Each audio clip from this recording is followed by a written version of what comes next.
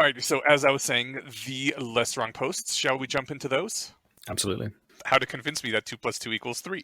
He starts it off by saying that rationalists put a heavy premium on the paradoxical seeming claim that a belief is only really worthwhile if you could, in principle, be persuaded otherwise. Saying if your retina ended up in the same state regardless of what light entered it, you would be blind. But then a poster commented that I cannot conceive of a situation that would make 2 plus 2 equals 4 false. And so Eliezer wrote this post in reply, which I just wanted to comment on real quick. This is like the coolest thing that it wasn't just like a series of missives sent from on high. Like this was a whole community thing with comments going back and forth and people talking, and like this post in the sequences is a direct result of somebody commenting on something he said, which is really cool. Yeah. Cool. Yeah, I don't know. I think that made a big difference in what LessWrong was, and why LessWrong 2.0 is working as well, because again, it's more of a collaborative thing with a lot of people working together than just like, here's my blog about what I want to talk about. Yeah, I realized I had this thought, like, I wish I'd been around when they were being released and when everybody was interacting, and I realized actually I kind of was for Slate Start Codex, which had a really similar thing going on. Yeah. Oh, nice. I'm so excited yes. to have Eliezer and Brian interact. It's going to be so hilarious. Yeah. But he does have some questions lined up, eh? Okay, so I guess what he draws a comparison to is why you think that 2 plus 2 equals 4 nowadays. And that's mainly because when you have two things and then you have two more things, you have a number of things that is, 4, basically. 4. It's just the way physical reality is. But he says, suppose I got up one morning and took out 2 earplugs and set them down next to 2 other earplugs on my night table and noticed that there are now 3 earplugs without any earplugs having appeared or disappeared. Moreover, when I visualize the process in my own mind, it seems that making 2 x's and 2 x's come out to 4 x's required an extra x to appear from nowhere. Also, I would check a pocket calculator, Google, and perhaps my copy of 1984, where Winston writes that freedom is the freedom to say 2 plus 2 equals 3. And none of these were put like directly after each other like that. I'm cutting out a bunch of things in the middle for speed. But what it comes down to is saying that what would convince me that 2 plus 2 equals 3, in other words, is exactly the same kind of evidence that currently convinces me that 2 plus 2 equals 4. The evidential crossfire is physical observation, mental visualization, and social agreement. And yeah, he also talks about then he would have to start wondering, why did he ever think 2 plus 2 equals 4? Was he seen the simulation as someone put brain damage on him? What was it that was so wrong about his viewpoint? But I mean, on the one hand, I have an incredibly hard time visualizing how you could have 2 things, and yet somehow when those are thought of as together, you have 3 things. But if that's the way reality worked, you can't really argue with reality, right? There's plenty of things that reality does. Yeah. Well, you couldn't take 2 barrels away again, because then you would have 3 barrels again. Because if 2 plus 2 equals 3, then 3 minus 2 equals 2 again. Yeah. I mean, I think the point that he's trying to make is less about the specifics of arithmetic and more about radical empiricism, right? A little bit the first instinct was to start munchkinning it and start lawyering munchkinning. Most rationalist response. Yes. Well, yeah, it'd be lopsided with only 3 wheels, but you would have 4 wheels, so it'd be okay. All right, let's figure out how we can game the stock market. Well, why did you only buy 3 tires, sir? Maybe all cars would just be those 3-wheeled cars. I also... Trikes. It's all a scheme to get you to buy more tires than you need. Yeah. I was reminded, before we move on, of a story that appeared in Strange Horizons, which is a cool online magazine that actually pays professional rates for those of us who try to sell things sometimes. But back in 2000, there was a story called The Secret Number, which I don't remember too much of, except it was a detective murder mystery short story where there's a mathematician that's been killed at the beginning, and his assistant keeps claiming that it was the secret number that killed him because it doesn't want to be found out. And it turns out there's a secret number between 3 and 4 called Bleem. And and obviously the guy doesn't believe him. There's some like questioning, how could this work? Blah blah blah. He's like, it just does. They're hiding. And so they arrest him. And the next morning, like the assistant is found dead. And he's like, oh, it must be a suicide. He felt so guilty for killing the mathematician guy. But then at the very end, there's 3 jelly beans left on the murder room nightstand. And one of the detective assistant picks it up. It's like, hey, look, free jelly beans. And the first detective is like, oh, no, don't! And he eats the jelly bean, and he looks down on the night table, and there's 3 jelly beans left. Because the mathematician managed to isolate Bleem jelly beans rather than 3 or 4. Yeah, it's a fun little story. It reminds me a bit of this really weird movie about like the whole P equals NP thing, and some mathematician discovers some like hacky shortcut to prove that it's the case, and that you can solve stuff in polynomial time, and then there's a whole like conspiracy. I can't remember the name of this film, but are you thinking of Pi? I don't think so. Maybe at the very end. It's been so long since I've seen it, I can't remember. Oh, and there's like a cabal of Orthodox Jews that are after him, in addition to like stockbrokers and like all these various powerful groups around the world. That does sound kind of familiar. I need to know what this is. Yeah, because the number that he discovered that solves the PNP problem is also the secret name of God that they've been trying to find forever. Yeah. Yeah, it sounds ridiculous, but it's really trippy and cool. It's by the same guy who did Requiem for a Dream and some other like arty movies. It's like the long version of that chapter in Methods where Harry does the thing with the time turner to do prime factorization with Shor's algorithm. Oh yeah. Yeah, it was a really trippy movie. And I guess I just gave away the ending, so I'm sorry about the spoilers. Maybe we should beep that part out. Okay, thank you. The post ends with, there's really only 2 possibilities for a belief of fact. Either the belief got there via a mind-reality entangling process or not. And yeah, that's what he was saying. That is how you would entangle your mind with reality, by putting 2 and 2 jelly beans together and somehow getting Bleem jelly beans rather than 4. Yeah.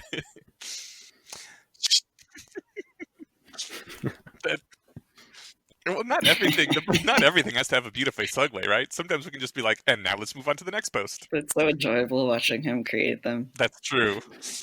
Keep it up. All right. There's 2 sealed boxes for auction, A and B.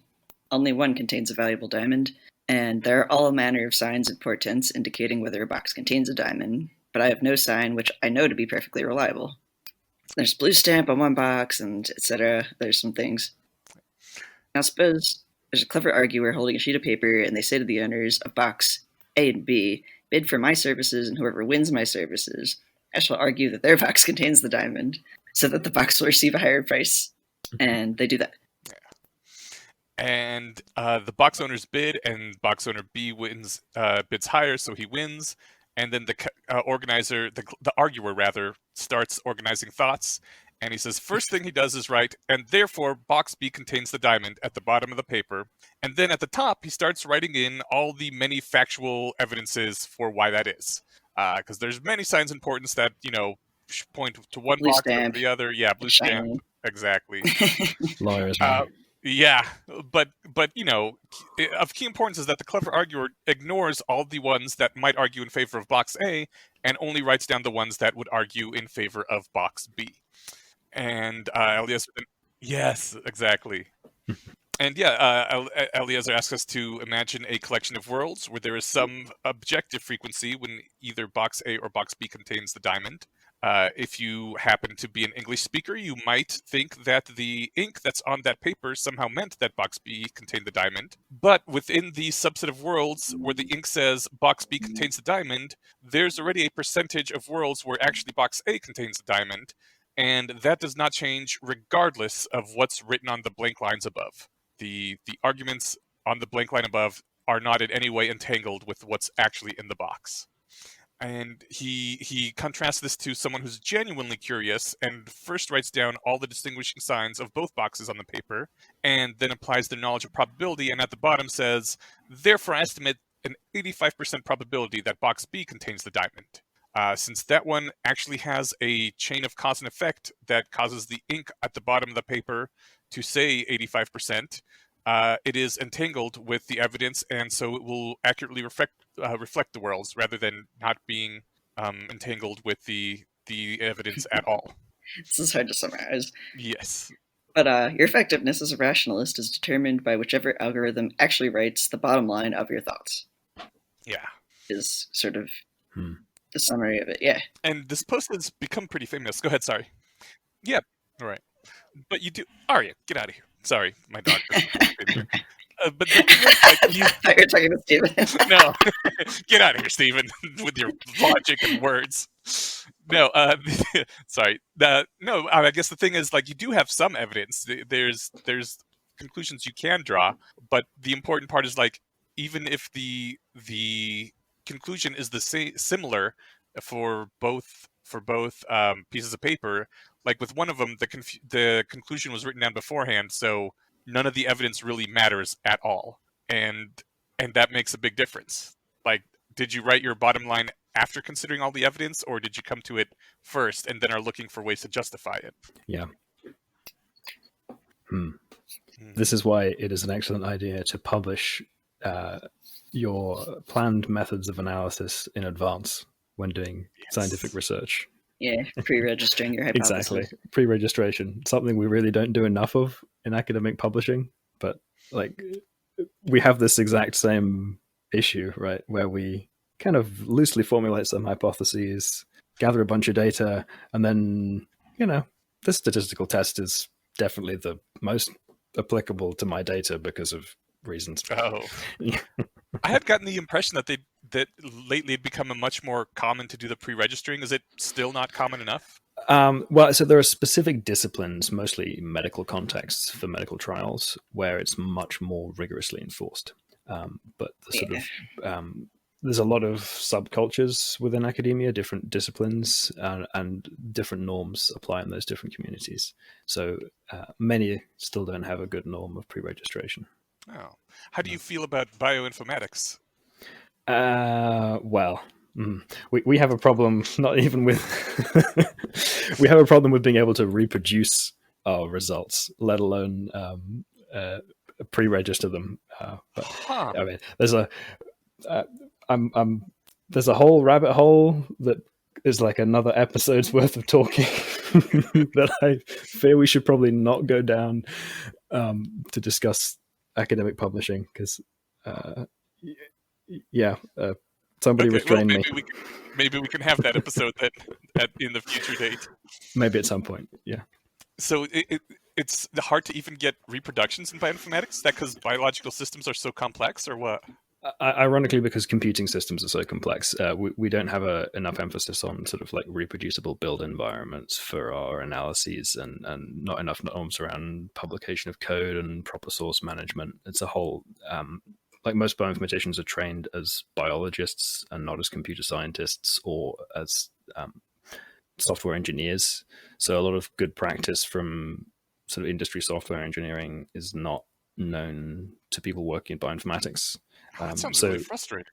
Yeah, I mean, it's a whole kind of a thing, and also the incentive structure is not great for adhering to those best practices, because like the emphasis is on publication, and very few people reviewing publications have the qualifications to consider those computing aspects of it as well. Like they're interested in the methods and the specific biological questions, but not so much necessarily in the process. There's kind of a whole new set of strong norms around reproducibility of code that need to come into force that haven't yet.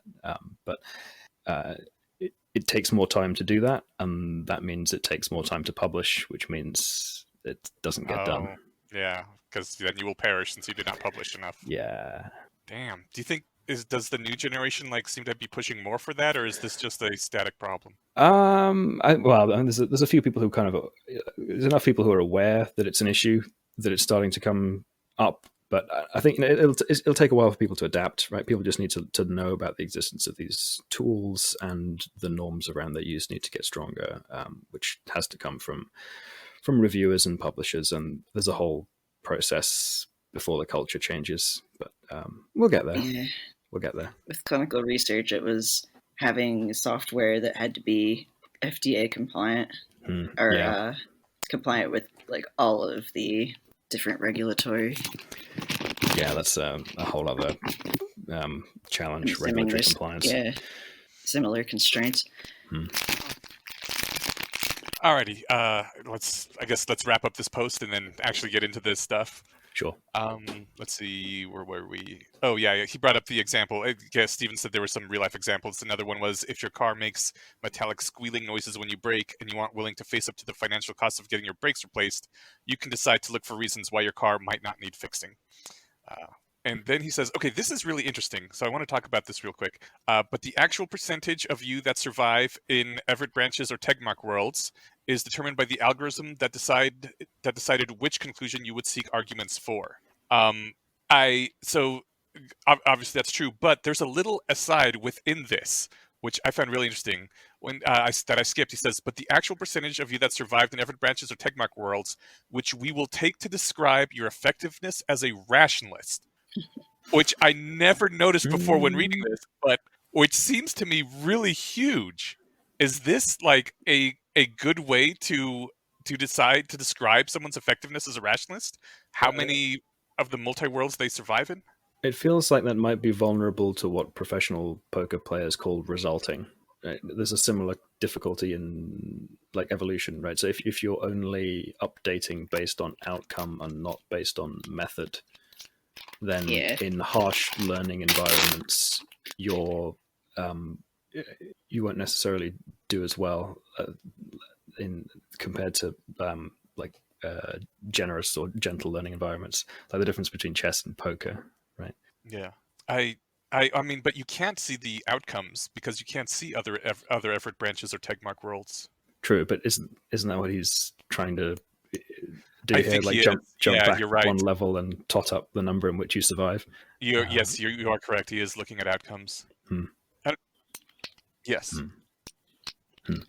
So that there may be, depending on the environment, specific circumstances in which being systematically wrong, or at least employing some mostly right but less expensive method that doesn't necessarily give you the best result in terms of absolute truth value, might produce better survival results. So you'd end up with a higher total, even if it wasn't objectively the most rational strategy.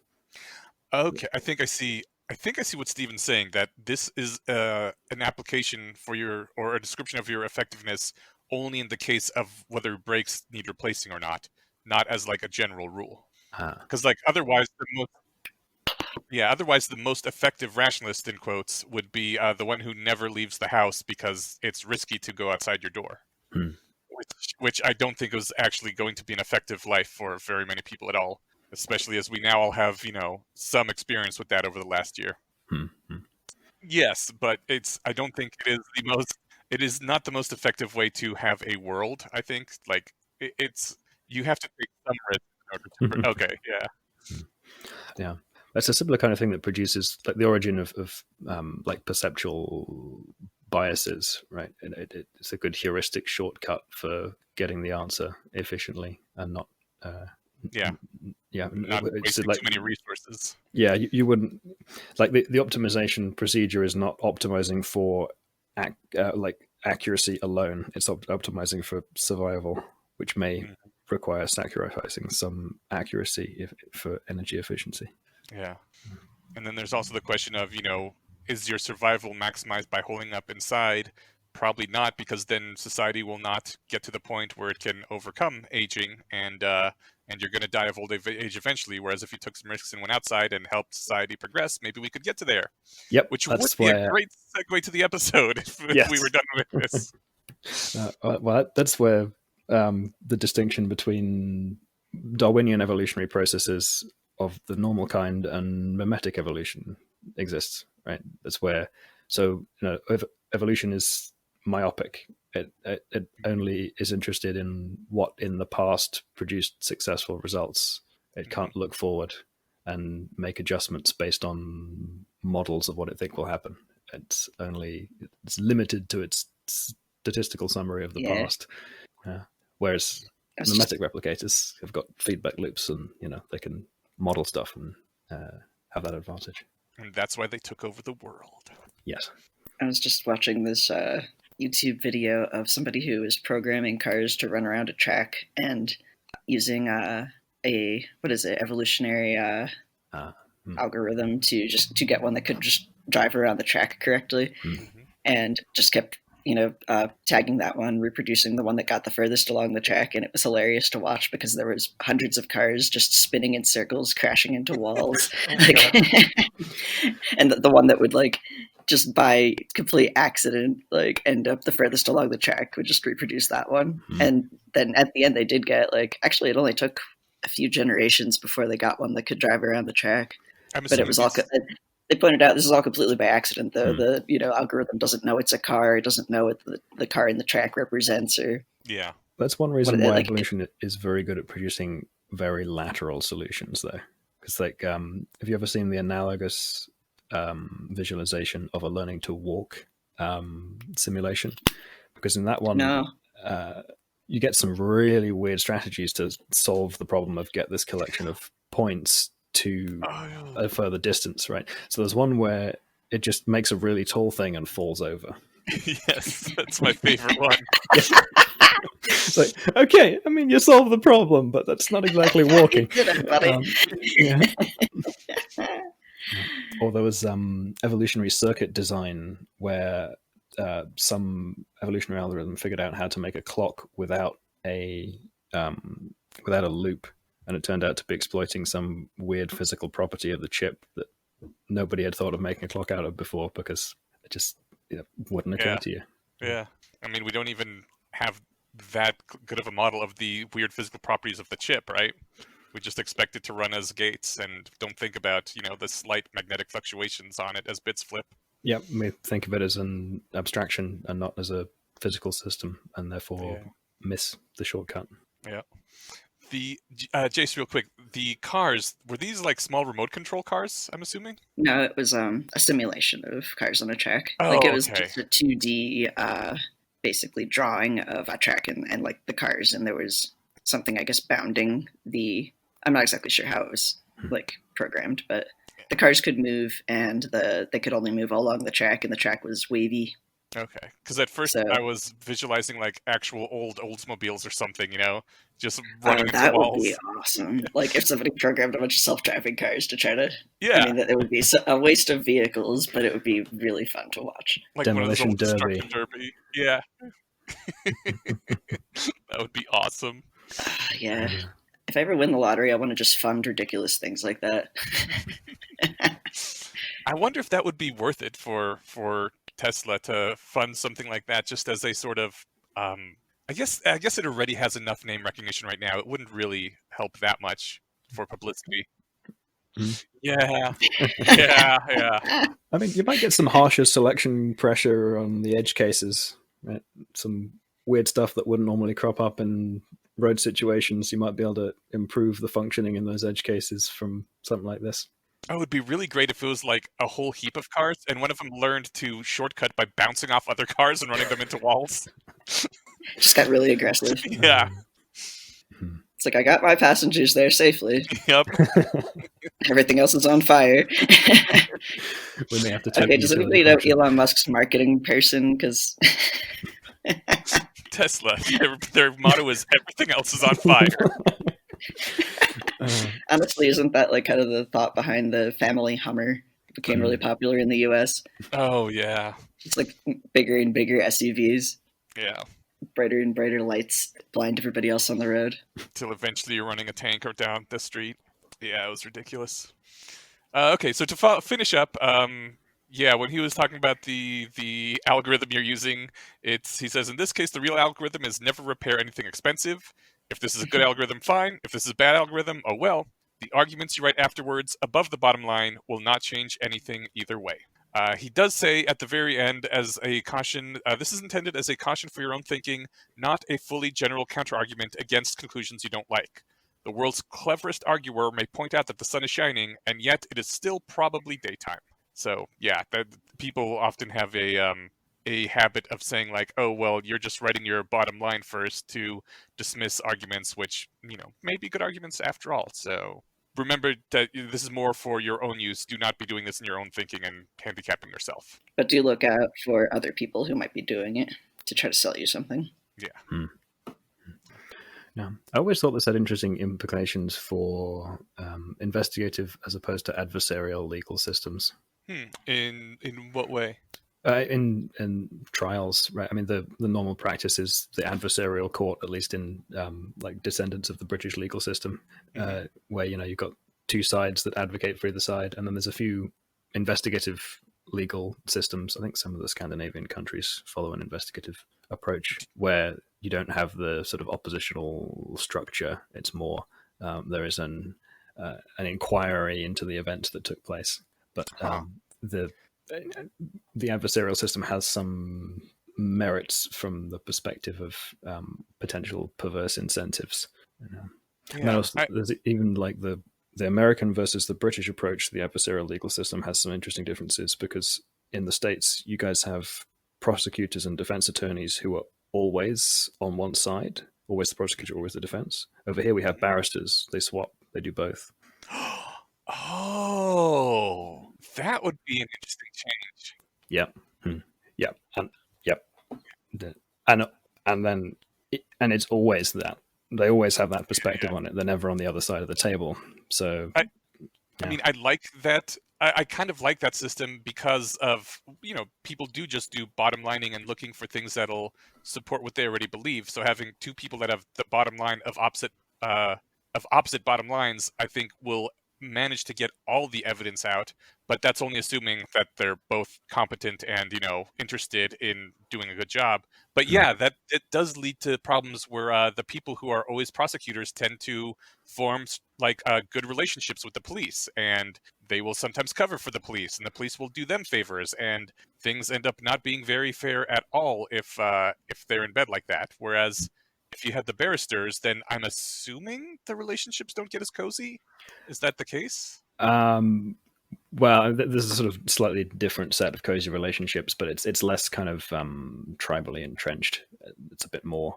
The cozy relationships are kind of with the judiciary, I think, perhaps more. There's, the Crown Prosecution Service has its issues. It's nowhere's perfect, but I think it's probably better than the American approach, to be honest. But yeah. I mean, even like our comedy shows, I been watching Brooklyn Nine-Nine lately, and they have the thing where all the cops, I mean, it's a comedy show, it's fun, it's lighthearted, but every now and then they go to court and all the cops hate the defense attorneys because they're like, yeah, these are the scum of the earth that are trying to get criminals off of their time and back out on the streets. And that's creates an unhealthy tribalism. Sorry, another tangent. Yes, it does. Nice segue. Alrighty. So, yes. Everybody remember those last two segues that we had that were really good, and pretend we said them right now.